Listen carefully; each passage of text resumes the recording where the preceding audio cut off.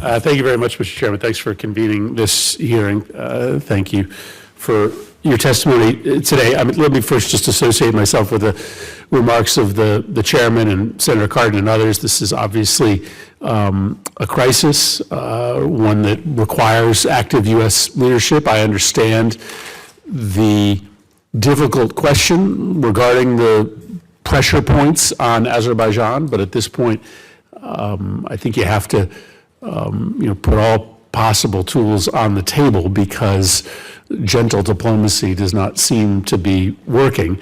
I guess I want to ask you a question about the state of the Russia-Azerbaijan relationship, because we have been hard at work, along with our European colleagues over the course of the last decade, trying to help Europe slowly wean itself off of dependence on Russian gas and oil. And part of that strategy has been to deliver more Azerbaijani gas and oil to Europe.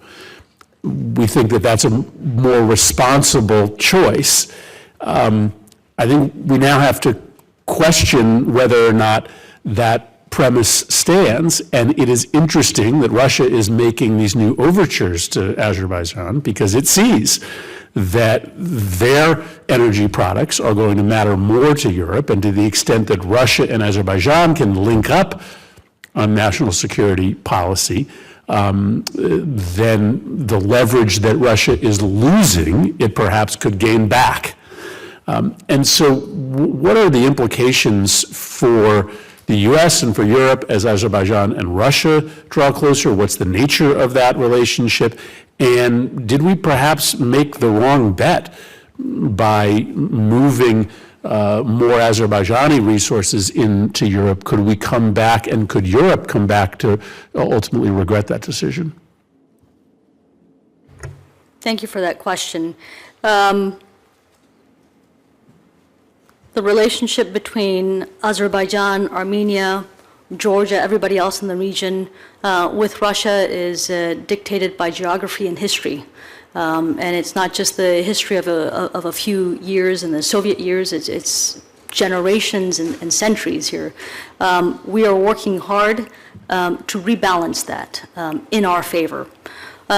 What we also notice is that this agreement that Armenia and Azerbaijan reached in November of 2020, we're not a party to it.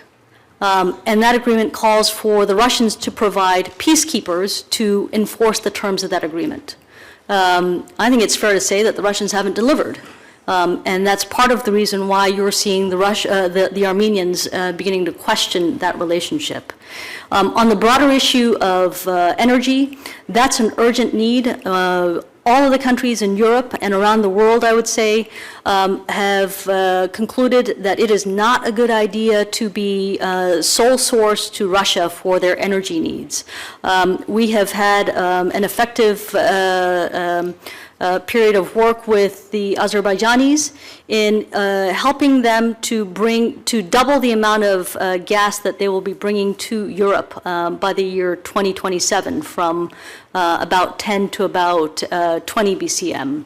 That southern gas corridor is extremely important for ensuring that there is energy diversity for Turkey, Greece, Bulgaria, potentially Albania, and definitely Italy, and possibly into the Western Balkans. So we cannot underestimate how important that is. There's also the oil pipeline that runs from Baku, Tbilisi to Ceyhan, and we need that to keep functioning. The main task here is to enable our friends, partners, allies to break free of the stranglehold that Russian energy has had on them over the last few generations. Right, but our alternative is turning from dependence on one dictatorship to a different dictatorship. And the question now becomes, are we funding Azerbaijan's efforts to impose a brutal blockade on the Armenian people?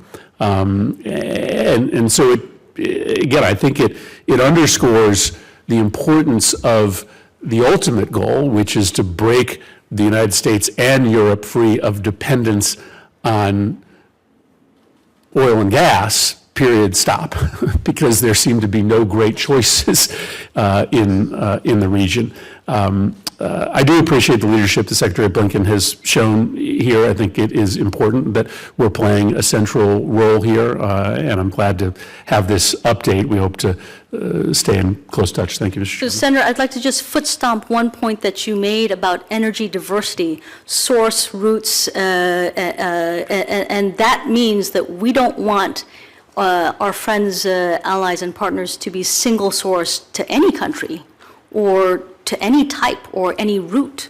That's not in their interest. We want our friends, allies, and partners to have multiple ways to get energy so that nobody can hold them hostage based on energy needs. Right, but we are seeing a remarkable amount of coordination between countries that are part of that system of multiple supports. Most recently, the Saudis and the Russians essentially colluding to keep the price high enough in order to continue to fund the war. So this strategy of being dependent on a system and series of dictatorships, again, may not necessarily bear the strategic gain that we think it does. Thank you. Senator Kaine.